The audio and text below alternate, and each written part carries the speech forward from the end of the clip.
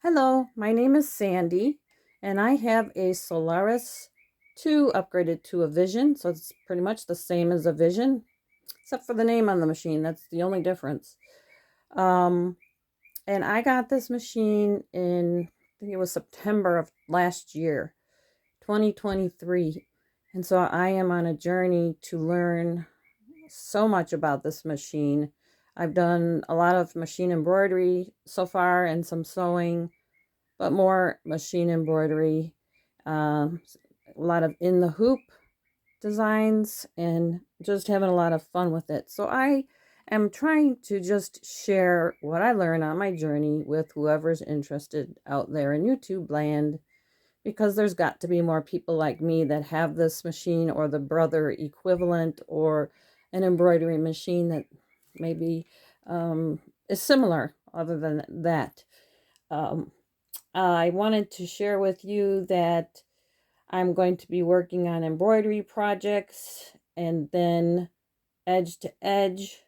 And then I have this book that is called Mastering IQ Designer. So I am hoping to pick projects or maybe even go through that book after I get through some more of these upfront projects, like this one and edge to edge of a quilt, my first one, and then go on to the IQ designer book.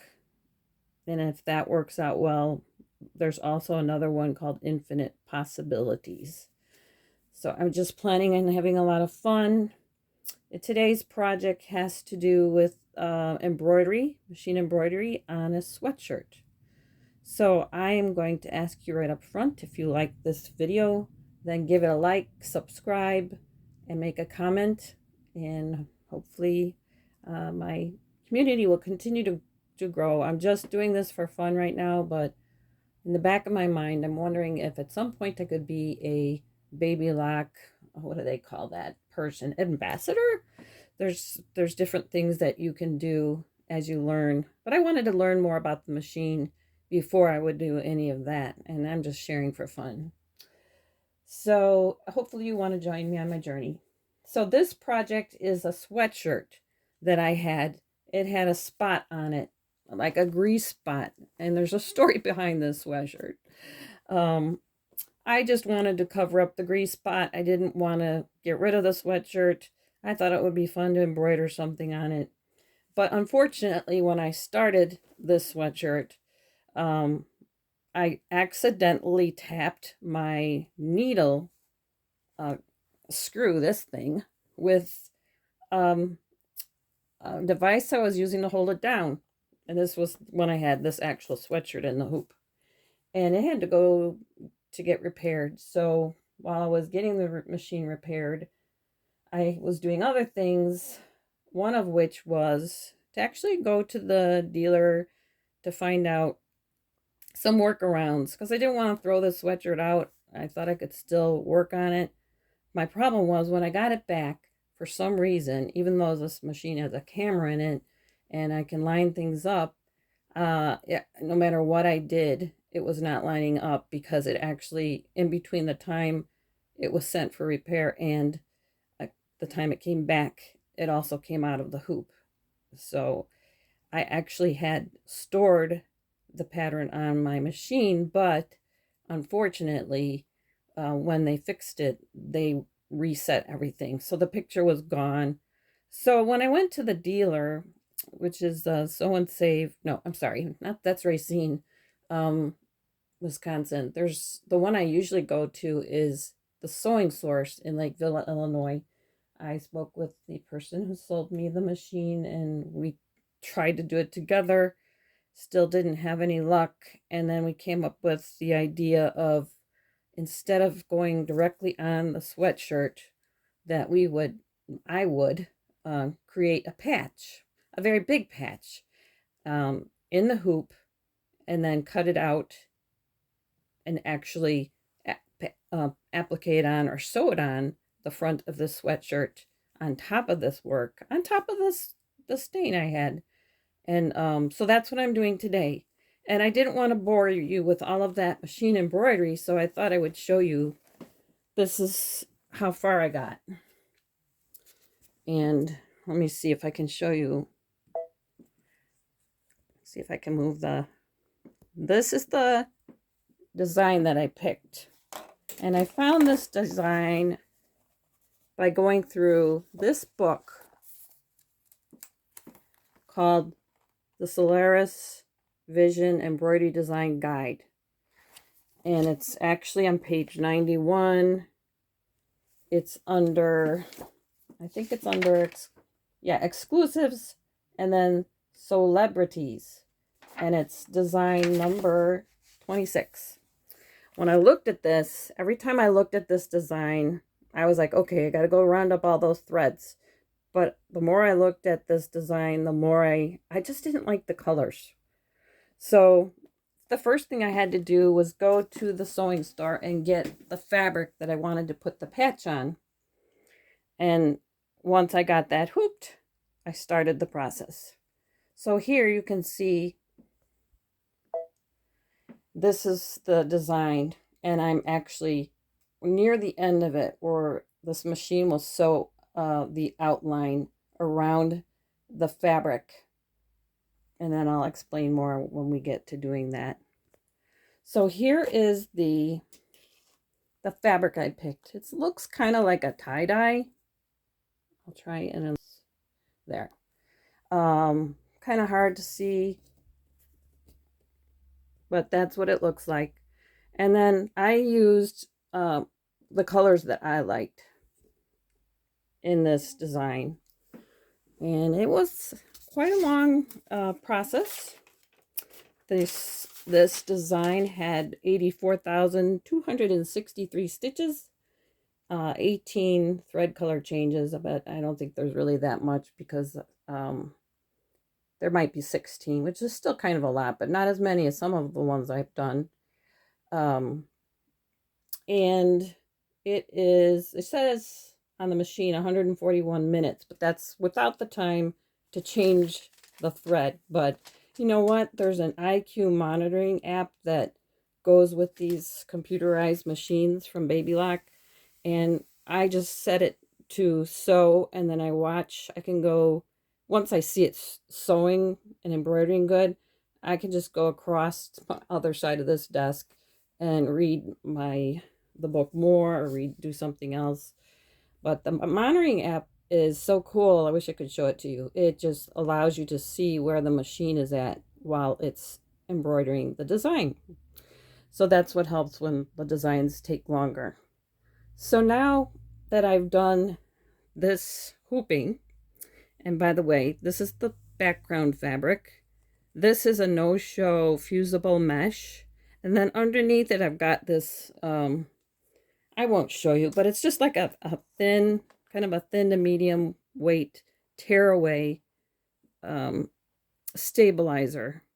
This is a cutaway stabilizer, and it's iron on. I also wanted to make sure that that this fabric did not move. So I also sprayed a little bit of 505 on it. That's a adhesive spray for sewing and embroidering. And then at each end, I used shipping tape to just tape the edges down. I didn't want anything to get caught anywhere. So that's how I held it in place. That's how I stabilized the fabric. So now that I've done all the machine embroidering, I'm going to go ahead and tell the machine to stitch the outline. And you can see that part. Hopefully, this is my little purple thing. I think that's exactly what it's called. It's stitching the outline, and then the plan is that I would use my applique scissors, my machine embroidery scissors, to cut right up to that line, because then that next step is that I will just try and show you. Hopefully the camera will continue to record things. Once I cut up to this line, then I will load the next thread and tell the machine to stitch it out. It's a satin stitch like an applique, which will cover the ends. of the fabric like a patch. Okay, so the machine is done with this part. Now I will, let's see if I can trim it in the hoop.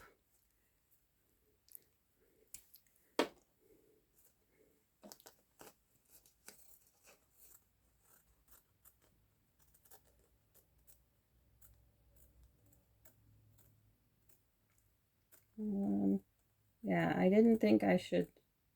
I think I might try the other scissors. Might be able to get a little bit closer. Don't want to get too close. No, I do like that other one better.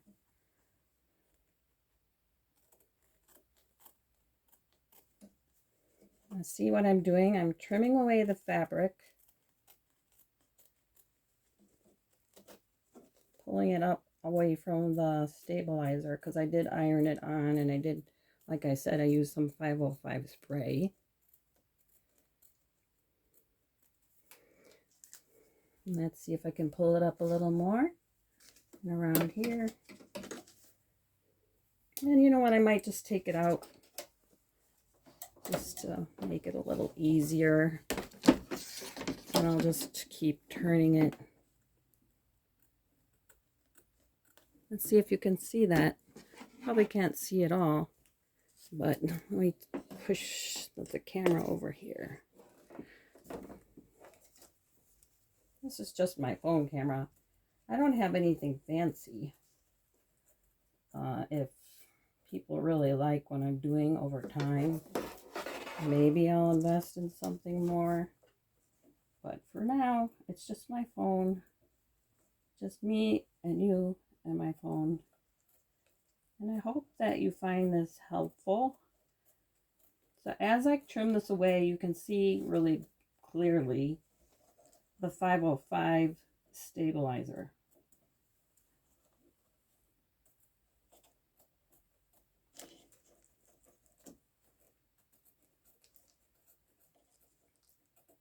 So as you can see too, it starts to look more like the patch that I talked about that I'm making. And then the plan is I get this all trimmed away. This is the first time I made a patch on the machine. Hopefully you can see. I can't really adjust my phone anymore at the moment for fear if I would knock it out. Although I do have a rubber band holding it in.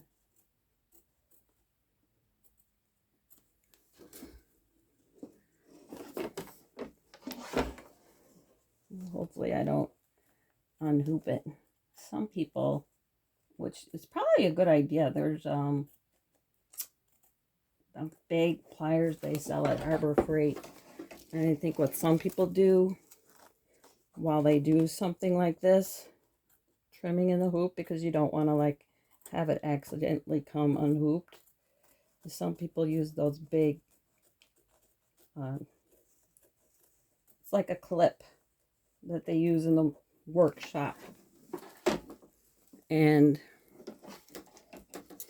the clip holds tight. It could hold tight like this end and this end while I'm trimming it. Just check to make sure you can still see.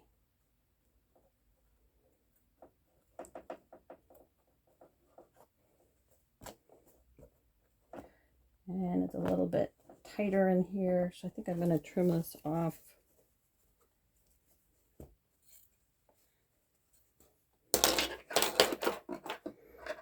Let's see. Yeah. Get rid of that. I think I'll go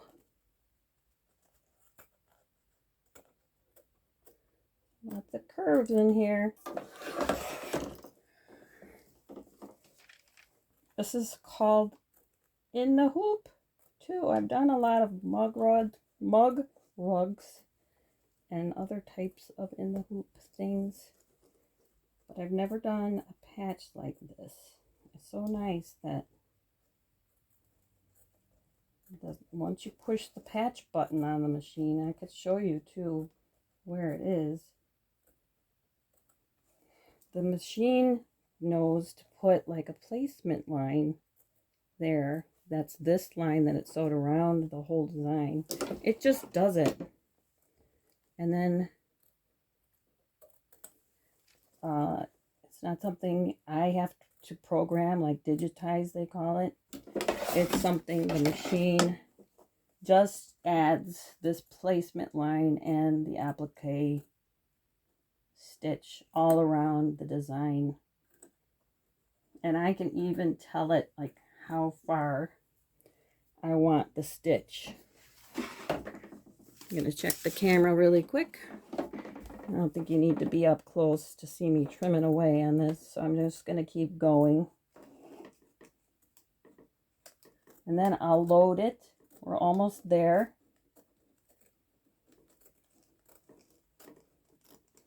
Yeah, I'll load the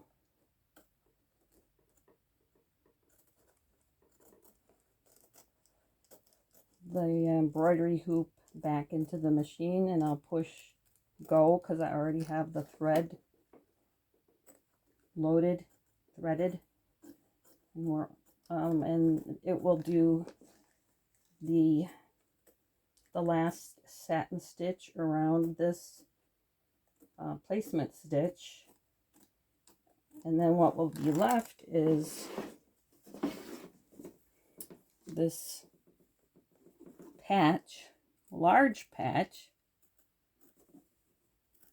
and after the satin stitch is sewn on, this tearaway no-show mesh, not tearaway, it is cutaway.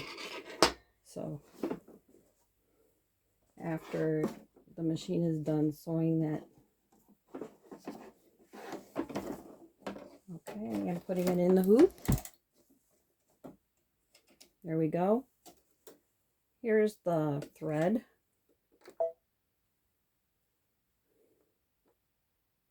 I've got it locked in. It's threading, automatic threading. Now I'm going to go ahead and push the last step. Let's see, it's already done, so there.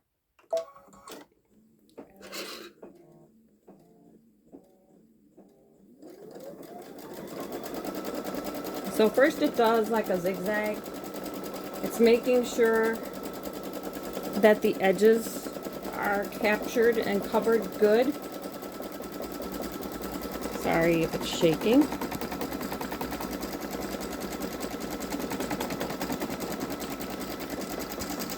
Try and get in there.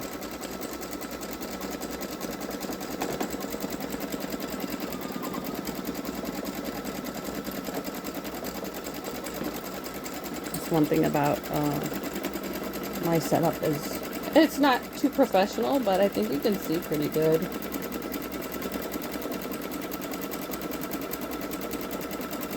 There, so that's doing the outline with a zigzag stitch.